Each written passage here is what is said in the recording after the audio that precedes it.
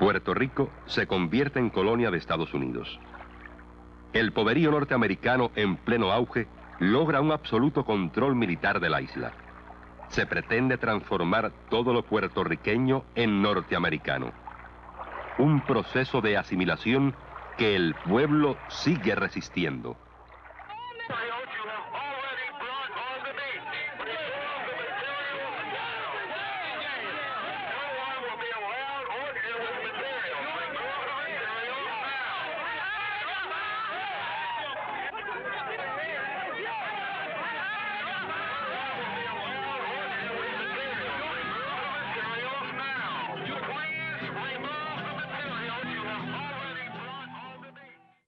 Bueno, estoy con Rafael Cancel Miranda, un compañero, amigo y sobre todo una personalidad que sintetiza y que simboliza la lucha del pueblo de Puerto Rico por su independencia. Yo creo que sería interesante, Rafael, abordar diversos aspectos de tu trayectoria.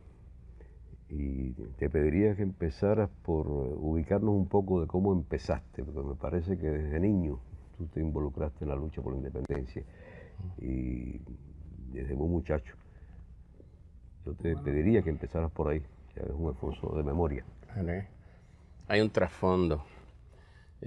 Pues nosotros fuimos invadidos militarmente por la Marina norteamericana el 25 de julio de 1898. Antes de eso fuimos bombardeados desde alta mar el 12 de mayo de 1898 por esa misma Marina norteamericana que luego nos invade el 25 de julio.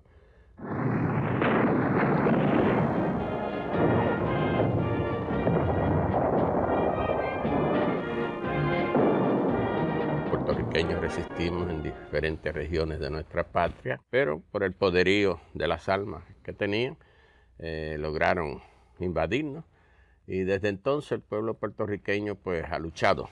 No hemos jamás dejado de luchar y por esa lucha pues nos han masacrado.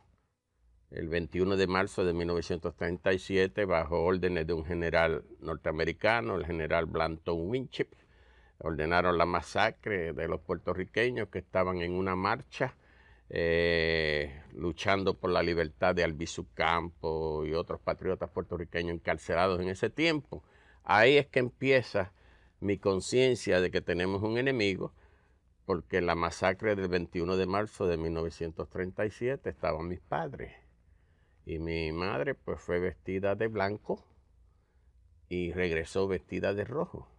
Pues para salvarse tuvo que arrastrarse por encima de los que ya habían sido asesinados y se trajo la sangre de ellos. Yo tendría como 7 años de edad y me causó un impacto. Y ahí es que me doy cuenta por primera vez que tenemos un enemigo mortal. Pese a que era un niño, no hay que ser un sabio ni ser mayor de edad para entender ciertas cosas.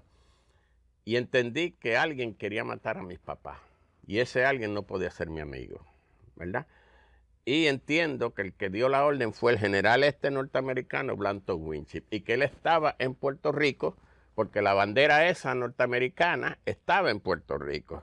Así que como los 2 días de esa masacre en la escuela, primer grado, segundo grado, hacían que los niños puertorriqueños juráramos lealtad a la bandera norteamericana para ir deformando nuestras lealtades, que en vez que tuviéramos lealtad a lo nuestro, a nuestra gente, a nuestra bandera, tuviéramos lealtad a la bandera del invasor y a los intereses del invasor. Pues yo rehusé hacerlo. Y es el primer acto de represión que usan contra mí. Me echaron del salón de clase porque no quise jurar la bandera de los invasores. De ahí en adelante me echaron de clase un montón de veces. Fui creciendo en la lucha. Me comprometí yo también a esa lucha, por mis propias convicciones. Me comprometí porque mi padre siempre dejó que yo llegara a mis propias conclusiones, que no fuera que él me decía. Y pues entonces me dediqué a organizar jóvenes nacionalistas a través de los pueblos limítrofes a mi pueblo en Mayagüez. A los 16 años de edad por ahí llega la Marina, los marinos se meten en mi pueblo de Mayagüez.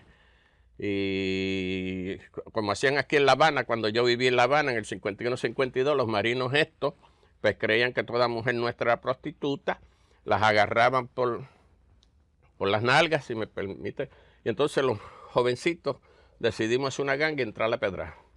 Y entonces recuerdo en una ocasión que 2 marinos de esos pasaban frente a un negocio que tenía mi papá de provisiones.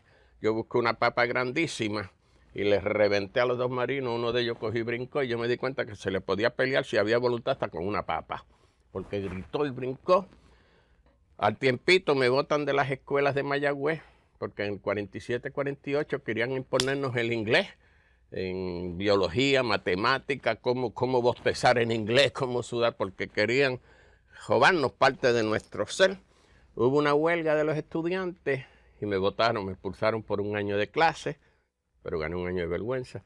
La cosa es que voy a San Juan y en un momento dado voy caminando de donde me estaba hospedando la escuela, yo tenía 18 años, y un carro con 4 individuos me paran. Eran agentes de la FBI, que es la Gestapo que usan los norteamericanos en Puerto Rico, de represión contra nosotros, y me arrestan o me secuestran, porque ellos no tienen ninguna legalidad en Puerto Rico, por rehusar ser parte del ejército norteamericano, por rehusar inscribirme en el ejército norteamericano. Me sacan de la escuela superior, después que me sentencian y me juzga un tribunal de ellos, que ellos llaman federal, pero es el tribunal norteamericano en territorio nacional puertorriqueño, con poderes ilegales, pero con poderes para enjuiciarnos, sentenciarnos y mandarnos a sus prisiones.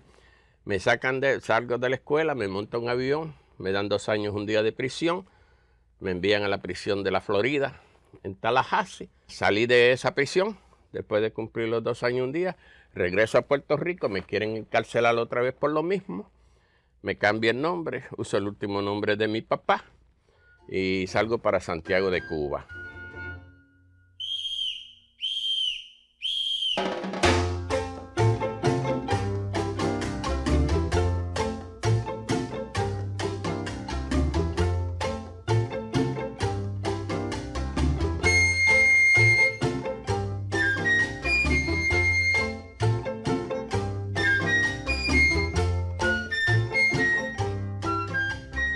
Viví 14 meses en Cuba, estaba Carlos Prieto Carrá y después el 10 de marzo de 52, cuando Batista toma posesión del poder con el golpe militar.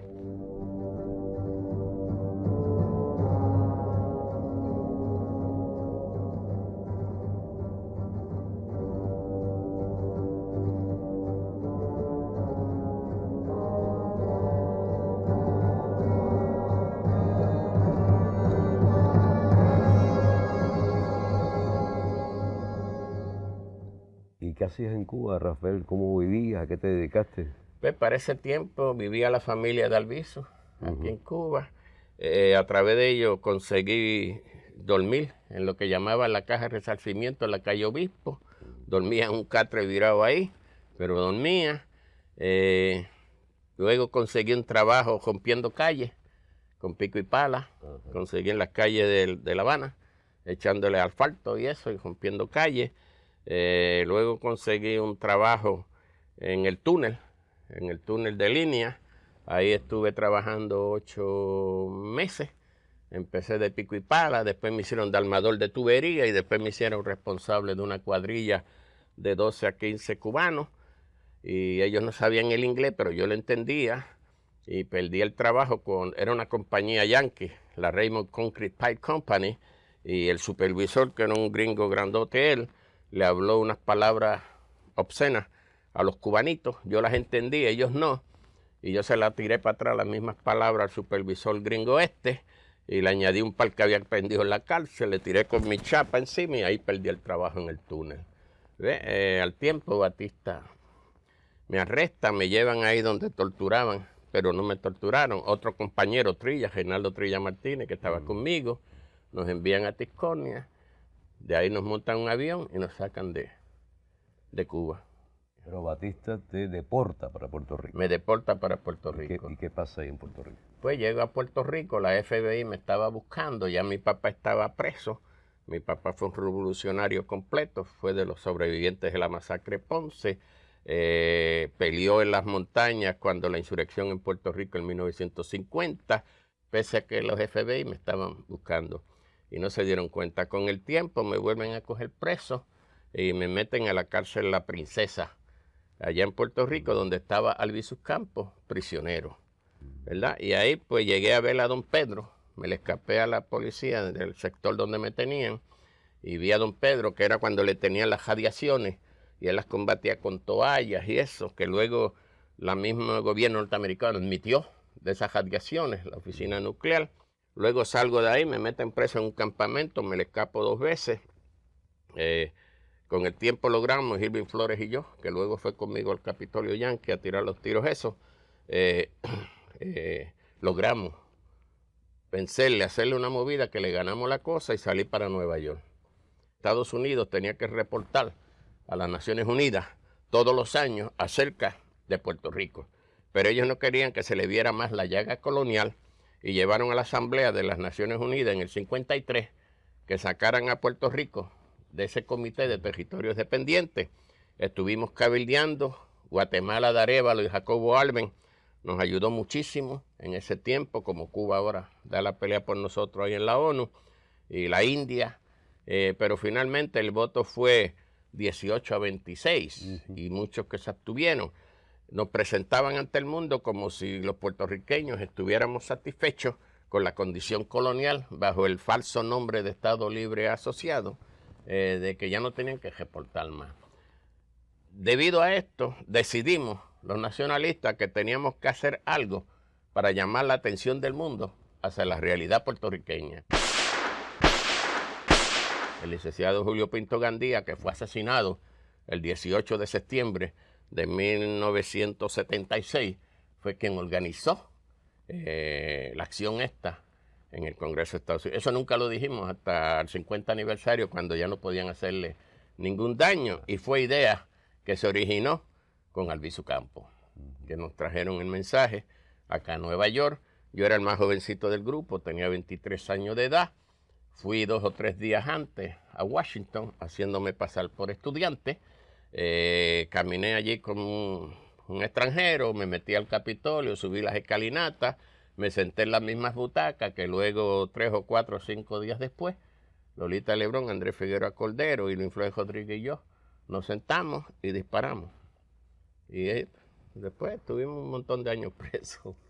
Un montón, ¿el montón a cuánto ascendió? Bueno, a Lolita Lebrón le dieron 50 años, porque ella tiró al techo y nosotros siempre dijimos que ella no le tiró a nadie. Y como las balas de ella estaban incrustadas en el techo y era fácil coordinarla con la pistola de ella, Irving Flores tiró 3 tiros y se le trancó y se fue caminando. Y la policía venía con armas en la mano y él se fue caminando fuera. A Andrés Figueroa Cordero se le trancó la pistola. Yo tiré los 8 tiros, le estaba poniendo otro peine creyendo que nos están disparando, y ahí es que me agarran. Entonces, pues, nos llevan a esos juicios. A Lolita le echaron 5 cargos, asalto con mano armada, y le dieron 50 años, a 10 años por cada cargo. A Irving, a los varones, nos dieron 10 cargos, 5 con mano armada y 5 por intento de matar. Entonces nos dieron 75 años. Pero a ti te agregaron algo más, tú tuviste otro... Sí, pero eso fue después. El algo más es que nos hicieron otro juicio allá en Nueva York por conspiración para derrocar al gobierno norteamericano por la fuerza y la violencia. Durante lo que el algo más, a mí me dieron 3 años más de desacato a la corte, nos dieron 6 años más en Nueva York a cada uno, y a otros nacionalistas que no estaban implicados, pero que los metieron y los acusaron y los encarcelaron sin ellos saber nada por ser nacionalistas. Bueno, la cosa es que esos otros 3 años, que es el algo más que dice el hermano, fue porque durante los juicios en Washington, el fiscal gringo tenía a Lolita Lebrón en la silla de los testigos y quería que Lolita Lebrón dijera cómo conseguimos las armas. Y Lolita, que es poetisa, una mujer mística y una mujer de mucho valor, pero no sabe de eso. Y no decía por nada del mundo. Y él la juraba, porque creía que ahí tenía la parte vulnerable, por ser mujer. Pero Lolita no decía. Pero yo, para que el fiscal dejara de seguirla chavando, molestando, levanté la mano como en una escuela y dije, yo compré las armas, I bought the gun, yo compré las armas. Entonces dejaron a Lolita quieta y el fiscal empezó a decir cosas de las que dicen, we got a superhero here, tenemos un superhéroe y bla, bla, bla. En los juicios de Nueva York, como yo había dicho en Washington que yo había comprado las armas, el fiscal gringo en Nueva York, en el otro caso de conspiración, le dice al juez que me pregunte a mí que quién me vendió las armas, que dónde compré las armas, etcétera. Me tenían en la silla los testigos. Entonces, cuando el juez me pregunta que dónde compré las armas, yo dije en Central Park. Central Park cabe varias provincias ahí. Luego me pregunta que si yo sabía el nombre de que me vendió las armas. Le digo que no. Entonces me dice que si yo podía describirlo. Y le digo que sí. Y me puse a describirle al fiscal. Cuando se dieron cuenta que yo estaba describiendo al fiscal, el fiscal se levantó y dijo, ¿me está describiendo a mí? Me dieron 3 años extra de desacato a la corte por describirle al fiscal como que me había vendido las armas. Después nos enviaron a diferentes prisiones. A Lolita, por supuesto, a la cárcel en Alderson, West Virginia.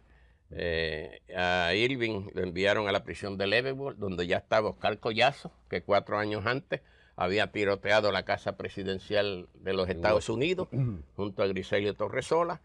Entonces Andresito, que era el jibarito de nosotros, lo enviaron a la prisión de Atlanta, y entonces a mí me montaron directamente a la prisión de Alcatraz, que es un islote por allá, por San Francisco, la playa de San Francisco. Ahí me tuvieron 6 años en la prisión de Alcatraz. Después tuve 10 años en la prisión de Leavenworth, pero hubo una huelga de los presos trabajadores, hubo unos abusos contra ellos, hicimos una huelga en el 70, dijeron que yo la había organizado. Entonces me encierran en confinamiento solitario por 5 meses, comiendo del piso, etcétera, etcétera. De allí me sacan encadenado y me envían a la prisión supermáxima en aquel tiempo, que era Mario. Ahora la supermáxima es Rollins, donde tienen al hermano Geraldo. Esa es la supermáxima hoy. Pero me envían a la prisión de Mario.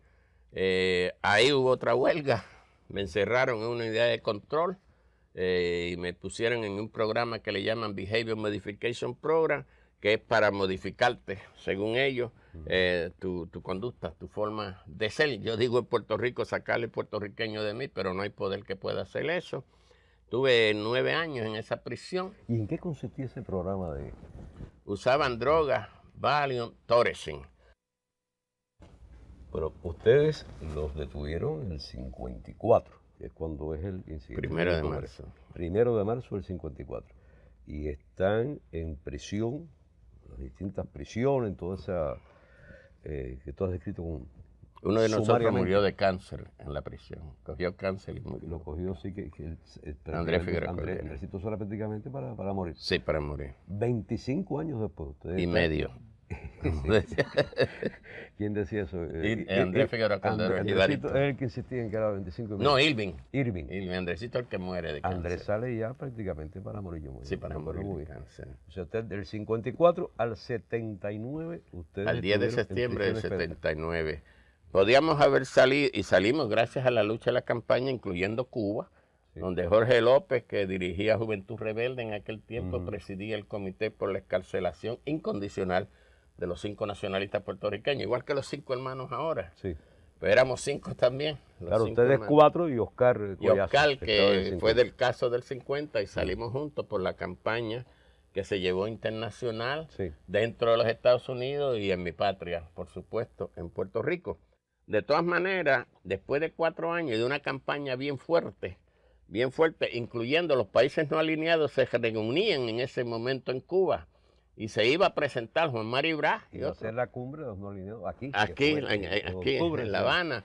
En ese momento es que salimos de las cárceles, antes que se presente la cuestión.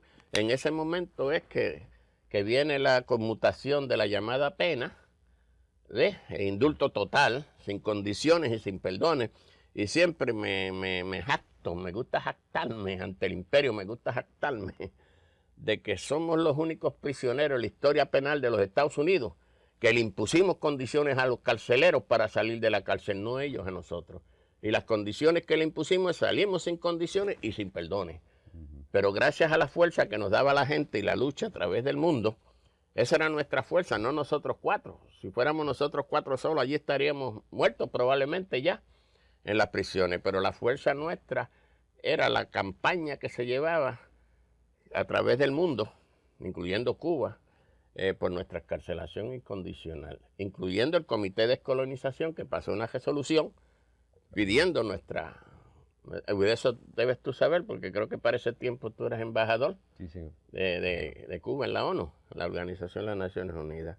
No, el tema fue recogido en resoluciones del comité, en declaraciones de los países no alineados y de muchas organizaciones, muchos eventos internacionales. Fue agarrando una gran fuerza a nivel internacional, pero como tú has dicho, sobre todo yo creo que lo que más importante fue la lucha del pueblo, porque yo vivía en Nueva York y ahí en la comunidad boricua, todo el mundo, incluso más allá de las militancias políticas, todo el mundo exigía la liberación. Que si ellos creen que no tenemos a nadie detrás de nosotros, hacen lo que les da la gana.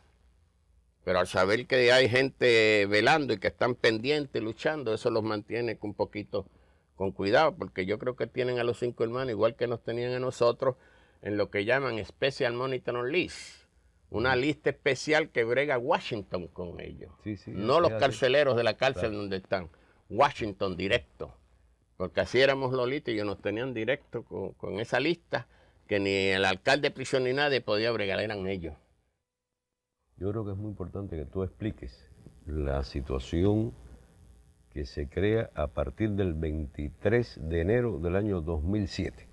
Ellos nos impusieron la ciudadanía de ellos en el 1917. El Parlamento puertorriqueño no la quiso, el pueblo puertorriqueño no la quiso y nos las impusieron. ¿Ve? Y nos hicieron por decreto, como si tuvieran poder divino o lo que fuera, por decreto, ciudadanos de ellos. Yo no acepto eso. Por lo tanto, no uso pasaporte de los Estados Unidos para viajar. Pues ahora, el 23 de este mes, impusieron una ley en Puerto Rico y en los Estados Unidos también allá, de que para salir de Puerto Rico tenemos que salir con pasaporte de ellos. ¿Ves? Con pasaporte de ellos. Y yo, es como encarcelarme en mi propia patria, porque para mí tener un pasaporte de ellos es legitimar, o legitimizar, como sea, la invasión. Y sería una humillación para mí salir dándome con el nombre de los que invadieron mi país. ¿Ve? En el acta de nacimiento dice que soy ciudadano de Puerto Rico, que nací en Mayagüez, Puerto Rico. Mi licencia guiar, pues que soy puertorriqueño, pero el pasaporte dice USA. Ellos hasta se robaron nuestro nombre de americanos, ellos no son americanos, americanos somos todos. Desde la Patagonia allá, desde Argentina hasta allá, pero no solo nos roban nuestros recursos naturales. El otro día yo estaba parado frente a los edificios en Nueva York y veía la sangre nuestra correr por las paredes de esos edificios, porque a costa de nuestra sangre y robándonos nuestros recursos es que ellos han hecho todas esas modernizaciones que tienen. A costa de robarnos, asesinar a un Allende, robar cobre, todo eso, ¿verdad? Pues ahora yo estoy en esa situación, que hasta hice un poemita por ahí ya como despidiéndome de Cuba por un ratito, porque esa es una problemática que ahora voy a confrontar. Pero los voy a ajetar cuando yo dicte, no cuando ellos digan. A partir de ahora, del 23 de enero, para entrar y salir del territorio norteamericano, tienen que tener un pasaporte y de los decir que Estados soy Unidos. americano, o sea, un pasaporte norteamericano, ya no con licencia ni con acta de nacimiento, sino que para mí es una humillación. Para mí es una humillación porque yo no soy norteamericano. Y entonces me gustaría llevar el caso ante una cuestión internacional, porque esto es un derecho, una violación al derecho de pueblo, de gente, que es una humillación para un pueblo. Que le impongan la ciudadanía de aquellos, el apellido. Yo tengo mi papá y mi mamá, es como alguien imponerte el nombre de otro allá, que tú seas Alarcón y alguien venga y diga, tú eres González porque yo, o tú eres Smith o lo que sea, lo que sea. Pues es lo que le hicieron a los negros en los Estados Unidos en el tiempo de la esclavitud, que le quitaron los nombres de Assata Shakur, que es la que está aquí, le quitan los nombres y le ponen los nombres del amo. Nombres del amo a los africanos, que se los traen para acá, para que perdieran su identidad y de quiénes eran. Muchos no sabían ni de dónde venían, si de Angola, si de Ghana, de dónde. ¿Ve? Entonces al puertorriqueño nos quitan el nombre colectivo de ciudadano puertorriqueño para imponernos el de ciudadano norteamericano, y así perdamos nuestro sentido y nuestra lealtad a nosotros mismos y a nuestros propios valores y a nuestra gente. Es lo mismo del tiempo de la esclavitud, es exactamente lo mismo. Hubo hace algún tiempo un caso que alcanzó cierta notoriedad, que fue el de Maribraz, cuando él renunció a la ciudadanía. Sí, sí. Y finalmente le tuvieron que reconocer la ciudadanía puertorriqueña. Sí, pero fue el departamento de Estado colonial. Sí, claro. Que realmente no tiene poder. No tiene, claro. No tiene poder. No fue el departamento de Estado, el gringo. Ellos no tienen poder, en absoluto. Era por una cosa interna. Pero ahí mismo yo creo que te entregué un recorte de periódico de allá mismo, sí, donde decía que eso no era para ocupar el lugar del pasaporte. Sí, que eso era muy bien, etcétera, pero que no afectaba la obligación de usar el pasaporte. Pero lleva el engaño a la gente. Claro. Sí, porque era por la ficción que de los años 50 que tú muy bien recordaste. O sea, el Estado Libre Asociado es una ficción. O sea, hay un departamento de justicia, pero no tiene autoridad. Hay un departamento de Estado, no tiene autoridad. Hay una administración que realmente está totalmente sometida al arbitrio de la autoridad federal. El único poder que tienen en la colonia, la administración colonial, es el del presupuesto. No tienen poder ni por leyes comerciales, ni de comunicaciones, ni de relaciones internacionales. La aduana la controlan ellos completamente. Lo único es para el presupuesto y crear partiditos dentro de la colonia para que nos peleemos uno al otro por el presupuesto este. Nos peleamos uno al otro. ¿Ve? Pero poder no hay ninguno. Digamos, en Puerto Rico hay un Tribunal Supremo. Supongamos que el Tribunal Supremo pasa una ley, pero una corte de distrito, un tribunal de distrito federal gringo, lo anula, no anula. Tiene una legislatura de papel. Pasa una ley esa legislatura y el Congreso de Estados Unidos se la puede anular. Se la puede anular. ¿Verdad? O sea, un gobernador sin gobierno. ¿Ves? Nada más para poner leyes y ayudar con la policía a reprimir al pueblo. Con la policía, no solo la de ellos, sino la que usan en Puerto Rico, con las caras de uno, que a veces es lo peor del mundo. ¿Ves? Aquellos que con nuestra cara, pues, los usan de verdugo. ¿Ves? Pero no tenemos poder ninguno. Y ahora pues imponen esa cuestión de que tenemos que salir de allí con el pasaporte de ellos. Y es como el cubano, los pueblos cubanos tienen que salir con pasaporte allá de cualquier otro país del mundo. Y el tuyo no vale nada. Es la misma. Pero Rafael, yo creo que es importante esta denuncia que tú has hecho aquí en La Habana sobre esta situación, porque también eso ocurre en un momento en que la solidaridad con la independencia de Puerto Rico ha crecido. Estuvimos juntos en Panamá en un evento muy importante donde había representantes de toda América Latina, de todas las fuerzas políticas, expresidentes, jefes de partidos políticos, etcétera, y hubo una gran unanimidad. Y hasta el presidente actual de Panamá. Y el actual, que fue el que inauguró la conferencia, el presidente Torrijos. A mí me parece que un tema como este hoy puede conseguir un nivel de respaldo, de solidaridad en América Latina, que ha cambiado tanto y que está cambiando y que va a seguir cambiando. Estamos convencidos, la lucha es el camino. Estamos convencidos, la lucha es el camino. Estamos convencidos, la lucha es el camino. Estamos convencidos. Vea, qué cosa más bonita, el pueblo organizado, luchando por la vida. Qué cosa más bonita, el pueblo organizado, luchando por la vida. Posiblemente el imperio no ha tenido una situación más difícil, más complicada que la que tiene hoy día, con la situación de Irak, etcétera. Me parece que debiéramos pensar en la perspectiva de que alrededor de esta cuestión de la usurpación del derecho de los puertorriqueños a su soberanía, a su independencia, que se refleja en todos los aspectos de la vida, incluyendo de la posibilidad para viajar, que pueda encontrar un fuerte rechazo en todo el mundo. Y así espero que sea. Pues ahí los compañeros en cualquier parte del mundo están autorizados por mí a usar este caso como crean necesario. Pero antes de terminar, porque sé, últimamente me he puesto a ponerle el dedo al verdadero enemigo. Y paso citando.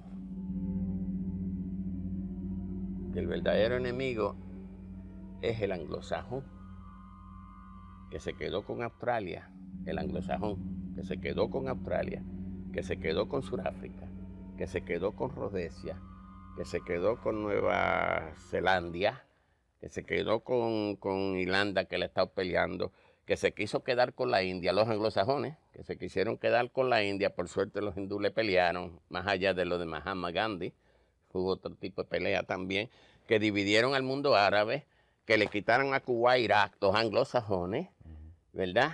Que invadieron el territorio que hoy le llaman Estados Unidos y asesinaron a los nativos de ahí, a los originarios, a los indios, a los apaches, los asesinaron y se le quedaron con el territorio en los Estados Unidos y que son los que mandan hoy en los Estados Unidos, que allá le llaman los WAPs, White Anglo-Saxon Protestant, de eso, que se quieren quedar con Puerto Rico. Y si los dejamos, que cogieron a México, le quemaron las villas para robarle la mitad del territorio a México, los anglosajones, no los irlandeses de Estados Unidos, no los polacos de Estados Unidos, no los indios, los mexicanos. A los mexicanos lo están usando y a los puertorriqueños para que mueran y maten allá iraquí que no han hecho nada. Ya van más de 50 y tantos puertorriqueños jovencitos que han muerto en Irak. Y yo me parezco más a un iraquí que me parezco a George Bush, ¿me entiendes? Así todos nosotros. Y quería llevar eso, que nos demos cuenta de quién es el verdadero enemigo, que se conozca la historia de genocidio que han llevado estos individuos, los anglosajones. Ahora mismo Israel, ¿quién lo creó? Los anglosajones de los Estados Unidos y los anglosajones de Gran Bretaña. ¿Ves? Son los que creen que para el dominio del petróleo y de los acuíferos y de todas las cuestiones. Que ese enemigo sobre todo. No es, cuando decimos el América, realmente el enemigo no es otros le sirven, los controlan, los condicionan y le sirven y matan y mueren por los intereses de los anglosajones. Y ellos ahora mismo se quedarían con todos nuestros países aquí si no les peleamos, no los confrontamos. Se quedan con todo lo nuestro y vamos a terminar nosotros mendigando nuestra existencia a los anglosajones. Y para eso mejor ni vivir, para tener que pasar mendigando el derecho a vivir, tú sabes. Y es lo que estoy puntualizando en mi país en todos lados, que ese es el enemigo. Ahora mismo, ¿quién controla el Senado de los Estados Unidos? Los anglosajones, con alguno que otro por ahí que no es anglosajón. Y los poderes, las tiendas, los monopolios, todo. Los monopolios en todos lados, ¿quiénes los controlan? Ellos. Ahora mismo estoy yo preocupado por Santo Domingo porque se están metiendo en Santo Domingo y donde metan un pie para sacarlo va a costar sangre. Y ahora mismo se están metiendo en Santo Domingo. Sería bueno que todos nuestros países miren ahí, porque se están metiendo ahí. Ya tiene un pedazo de territorio. Tiene el FBI metido en Santo Domingo. Y ya sabemos de Colombia que meten con excusas ejército y en lo demás, donde hay petróleo, seguida hay una basecita de ellos. ¿Me entiendes? Y si nos dejamos, nos dejan en la calle.